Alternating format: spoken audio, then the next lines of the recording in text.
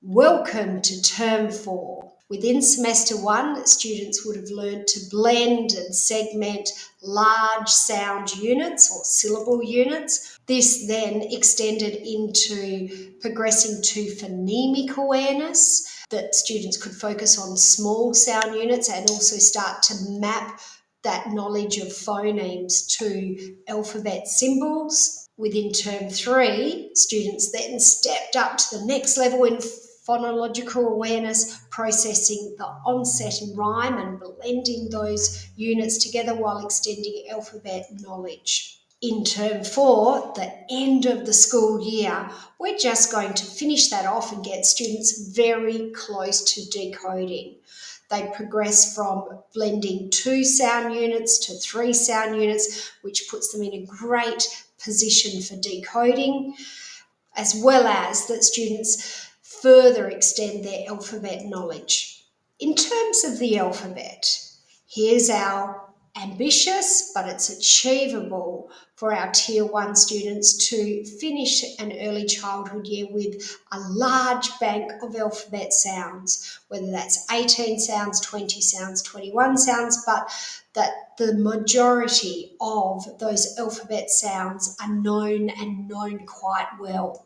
You're going to keep revising the early sounds, the s, a, t, p, I, the n sound, and the associated letter formation. The recognition is probably becoming really quite fast, but students still practicing with air writing. It's the sound, but how do we form it? We do short line down, up and over, and it's the sound, and how do we form it? And the sound, and how do we form it? And the for egg, but how do we form that? I'm not saying worksheets, but just verbal cues and air writing. I'm going to demonstrate, and then we are going to participate in that letter formation together. The f sound, l, g, o, a, and the b sound. The consolidation cards should be very important by now because they strip back all of the supports, and can the student, without all those supports, say, oh yeah, that's the f sound, l, g, with or without the actions. And the letter formation is harder to develop and will need more time. Within Term 4, we should be progressing not onto the w sound, but ooh, the j sound, v, k, z. And we're not going to say y sound for yell. It is quite common by this final group of sounds, despite they are low frequency sounds, they don't occur that often. But actually, sometimes these are the fastest to teach because children are really beginning to get a deep sense of what the alphabet stands for. You've got 2 difficult sounds in that final group. We're not k, oo, koo for quack, and ks, ks, ks for the X sound. Midterm and ideally end of term for handover, we'd like to do these short 1-minute screens, looking at the alphabet knowledge, their ability to recognise a lowercase sound and verbalise it. Also, to be able to form, what does the f sound look like? Can you write it for me? The l sound, the g sound, that students can recall and form those sounds. In addition, in Term 4, students are learning to blend. And this is one of the most important skills right at the end of the year, more important than the alphabet, that students develop this phonemic awareness, because phonemic awareness is more important than the alphabet, and it is our best predictor of learning to read and spell. So it's really important that we give this a good go. You've got another guessing game. I've got a picture here and it's hidden. Can you guess what it is? Last term we were working with 2 sounds, now we're working with 3 sounds. Can you guess this picture, starting with continuous blending. It's a picture of a rug,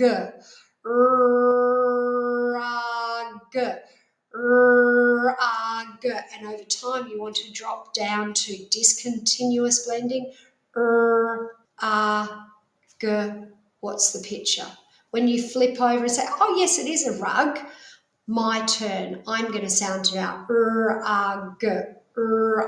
Can you sound it out with me? Rug. Hands back in the lap. Over time, as students are acquiring the skill, you want to jump down to discontinuous blending. What's the picture?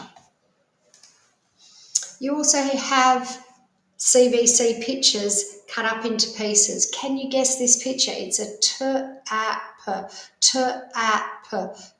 I can turn it around, but see if you can guess. And then I'm going to flip over the t, the a, and the p, and we're going to pull it together and make that picture tap. There is mid and end of year screening if possible, if you've still got the energy at the end of the year. So this screen probably takes 45 seconds per child and is a crucial one for handover to your foundation teachers. PLD provides you with those tracking sheets, and it is advisable that you continue with focus and to use them right through the school year. Pulling down to the bottom of your tracking sheet, all of the students that are keeping up with that teaching sequence and what you've been teaching, they're acquiring. They're allowed to make a couple of mistakes, but generally there's evidence that where your teaching program has been, they are keeping up with it. In the middle group, these are students that aren't quite where the teaching sequence outline is, but they may be half a term behind or even a term behind. Not a big difficulty, but they know fewer alphabet sounds and are probably still on onset and rhyme blending. And then right at the top of your spreadsheet are your Tier 3 students that are starting to deviate from where the class is at. So our end of year targets, that students can blend 3 sounds and that they know a lot of the alphabet. So this concludes the video of tips for Term 4. Wishing you a great term ahead. If you found this information useful, don't forget to click the subscribe button and check out our related videos shown here. If you have any questions or feedback, please add them to the comments below and we'll be sure to respond. Otherwise, you can reach us via live chat on our website, pld-literacy.org. Thanks again for viewing.